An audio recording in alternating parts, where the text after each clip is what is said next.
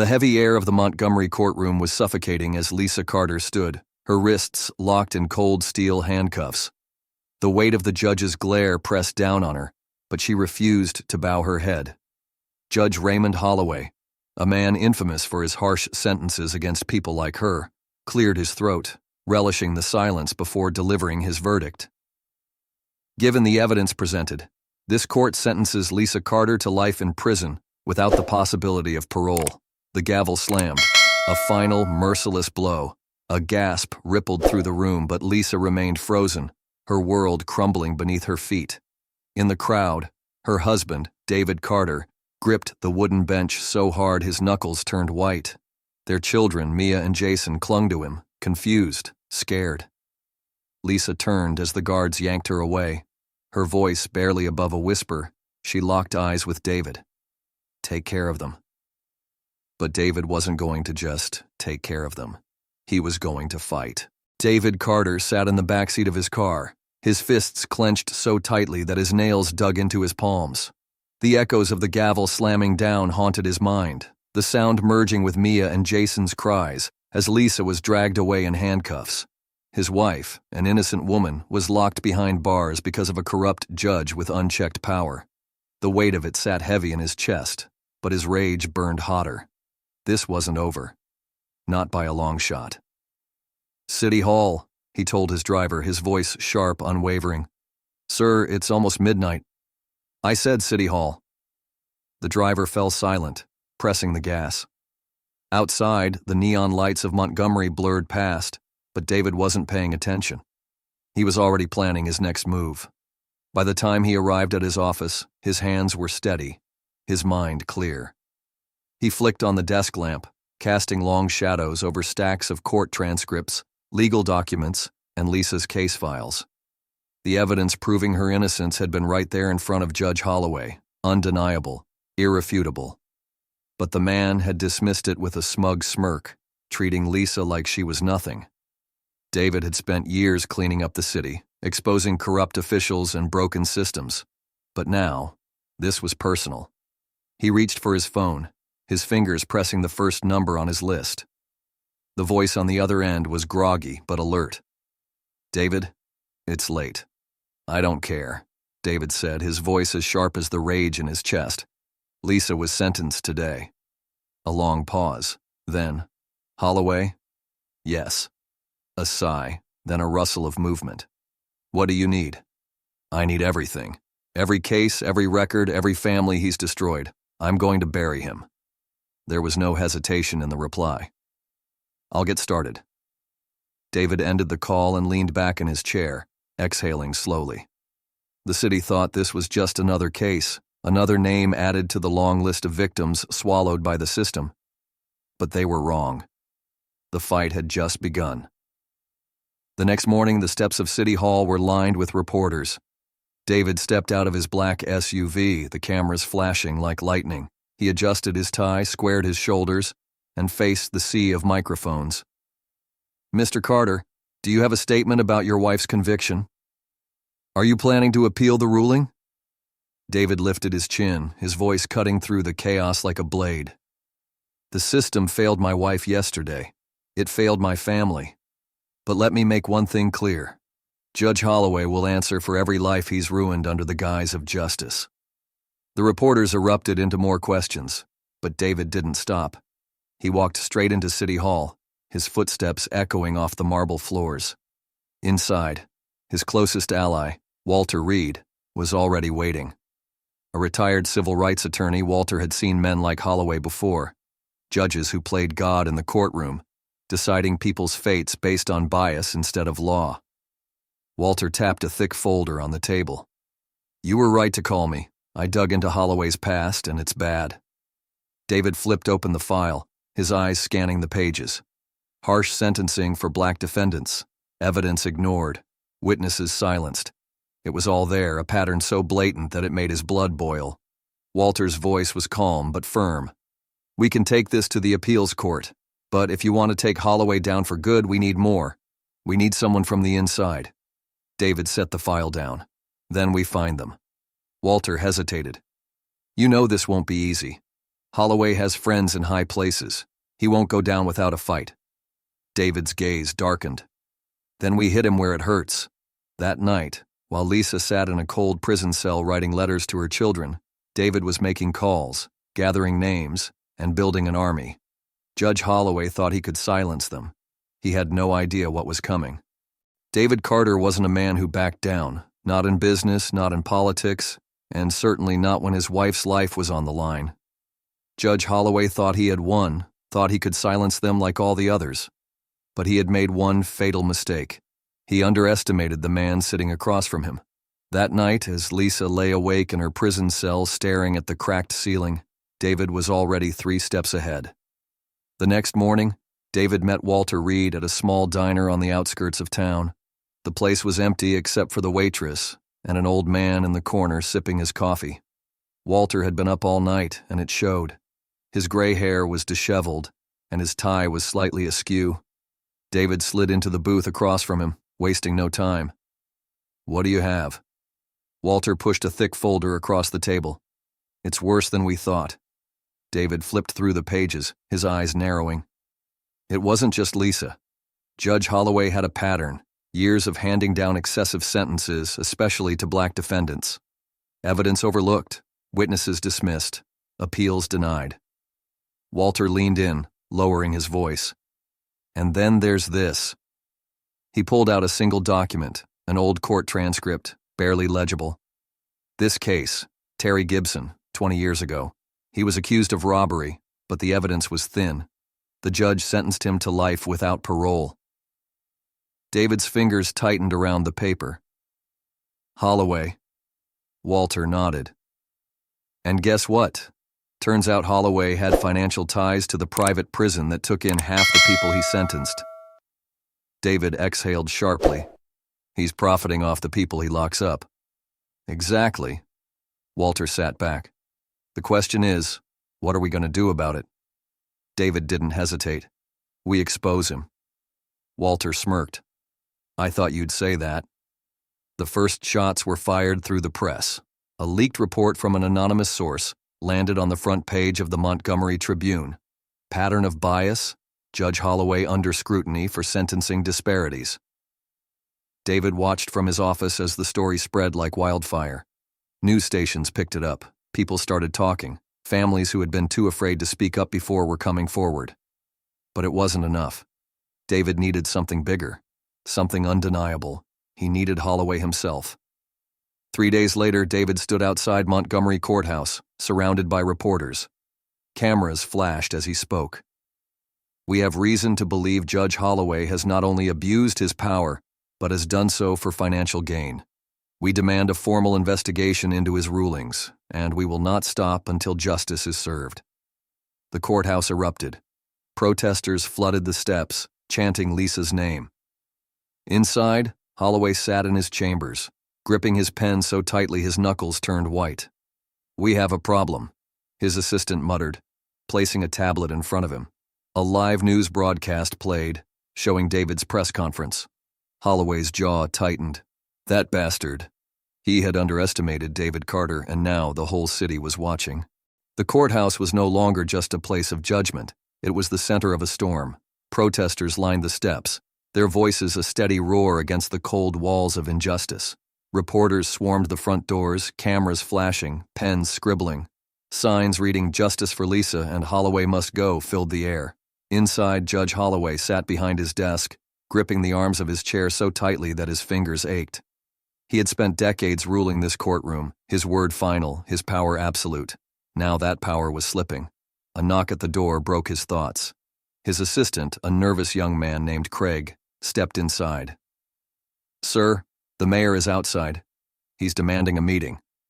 Holloway sneered. "Carter?" "Yes, sir." Holloway leaned back, exhaling through his nose. "Send him in."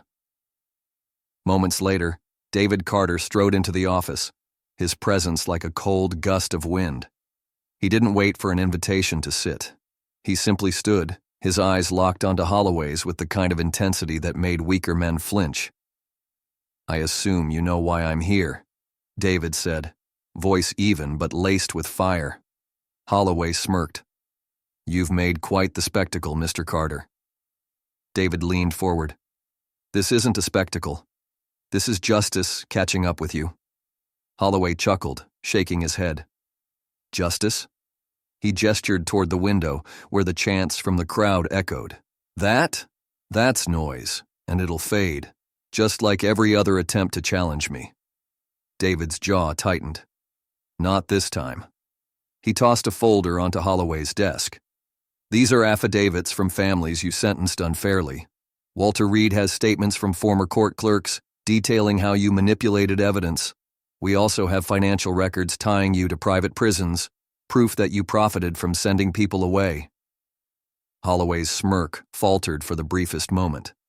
David saw it. You can feel it, can't you? The walls closing in. He stepped closer. The question is, are you going to take this all the way to destruction, or are you going to do the smart thing and step down? Holloway's face twisted in anger. You think you can walk in here and threaten me? David shook his head. It's not a threat. It's a choice. You can resign quietly, or you can go down publicly. Either way, your reign is over. Silence stretched between them. The noise outside grew louder. For the first time in his career, Judge Holloway felt something foreign creep into his chest. Doubt. David Carter didn't wait for a response. He turned on his heel and walked out of Judge Holloway's office, leaving the disgraced man alone with his sinking reality. The echo of the protesters outside wasn't fading. It was growing, a tidal wave crashing against the doors of the courthouse. Down the hall, Walter Reed was already in action. He stood surrounded by reporters, his voice firm, his every word sending shockwaves through the city. Judge Holloway has spent decades corrupting this courtroom, but today his sins are laid bare. We have uncovered records proving financial incentives tied to wrongful convictions. The system we trust to protect us has been turned into a machine for profit and injustice, and we are here to say no more. The crowd erupted in agreement, but the fight wasn't over yet. Inside the courthouse, Judge Holloway was pacing, his mind spinning in a desperate attempt to salvage his power. His phone buzzed, an unknown number. Hesitating, he answered. A low, measured voice greeted him. Holloway, it's time for you to step down. Holloway's grip on the phone tightened. And if I don't? The voice didn't waver. Then we bury you, and you know we can. Click. Holloway swallowed hard. The walls weren't just closing in, they were collapsing. Meanwhile, David met Walter inside City Hall, the two men standing before a table littered with files, evidence, and legal documents. Walter adjusted his glasses. The Attorney General's office is looking into this now. If we keep pressing, Holloway won't just be removed. He'll be prosecuted. David nodded, his jaw clenched. Good. But we're not stopping there. Every case he's touched needs to be reviewed, and Deborah... His voice faltered for the first time. We need to get her out now. Walter's gaze softened. She's holding on, David. But we need one final push. The final push came that night. A breaking news report flashed across the country. Judge Henry Holloway, under intense legal scrutiny, had been placed under federal investigation. His assets were frozen. His resignation was expected within days. And Deborah? She sat in her cold prison cell staring at the small television in the common room as the news anchor read the report. A slow, steady breath left her lips. Hope. It wasn't over yet. But for the first time since that gavel had come down, Deborah knew justice was coming. David Carter stood on the steps of City Hall, his fists clenched at his sides as reporters shouted questions. The city was on edge. The corruption of Judge Holloway had been exposed, but Deborah was still behind bars, and time was running out. A reporter stepped forward, microphone in hand. Mr. Carter, now that Holloway has resigned, what's next? Will your wife be released? David took a steady breath, his voice unwavering. This fight isn't just about Deborah. It's about every person this system has wrongfully imprisoned. Holloway's resignation isn't enough. We demand a full review of every case he tainted, starting with my wife's. And we won't stop until she's free. The crowd erupted in applause. But inside the courthouse, the battle was far from over. Meanwhile, in prison, Deborah sat on her cot, her hands gripping a letter from David. She had read it a dozen times already, each word fueling the fire in her chest. We're close, Deb. They're listening now, hold on. She looked up as the cell door buzzed open. A guard stepped inside. Ellis, he said gruffly, your lawyer's here. Deborah's heart pounded as she followed him down the cold gray hallway. When she stepped into the small meeting room, Walter Reed was already there, files spread across the table. He looked up, his expression unreadable. We've got a court date, he said. Tomorrow. Deborah exhaled sharply. This was it, the moment she had been waiting for. The next morning, the courthouse was packed. Protesters lined the streets, their voices echoing against the stone walls. Inside, David sat beside Walter at the defense table, his fingers tapping anxiously against the wood. Then the doors opened and Deborah was led inside. She wore the same prison uniform she had for months, but there was something different in her eyes now, something unbreakable. The judge cleared his throat. This court is now in session. We are here to re-examine the case of Deborah Ellis. Walter stood, his voice strong. Your Honor, we have evidence that this conviction was the result of judicial misconduct. Judge Holloway manipulated this trial from the start. We demand the verdict be overturned immediately. The prosecutor, a young man who had inherited Holloway's mess, shifted nervously. Given the new evidence, the state does not object to a retrial. A murmur rippled through the courtroom. The judge adjusted his glasses, then spoke. In light of the overwhelming evidence of misconduct, this court has no choice but to vacate the conviction. He turned to Deborah. Mrs. Ellis, you are free to go. The room erupted. David surged forward, pulling Deborah into his arms. Reporters scrambled for statements. Outside, the crowd cheered, chanting her name. Deborah took a deep breath, stepping out into the sunlight for the first time in months. She turned to David, her voice steady. We won, she whispered. David shook his head. Not yet. Because the fight wasn't just about her. It was about all the people still trapped in a broken system, and now they had the power to change it. Deborah Ellis stepped out of the courthouse, the weight of months behind bars still pressing against her chest. The crowd outside erupted into cheers, their voices blending into a single powerful roar. Justice for Deborah, justice for all. David was beside her in an instant, pulling her into a tight embrace. You did it, he whispered.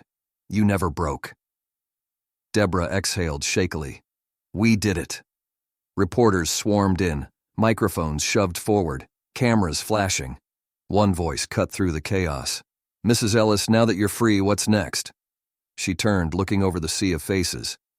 This fight isn't just about me. It's about everyone still behind bars because of a system designed to silence them. Her voice rose, strong and unwavering.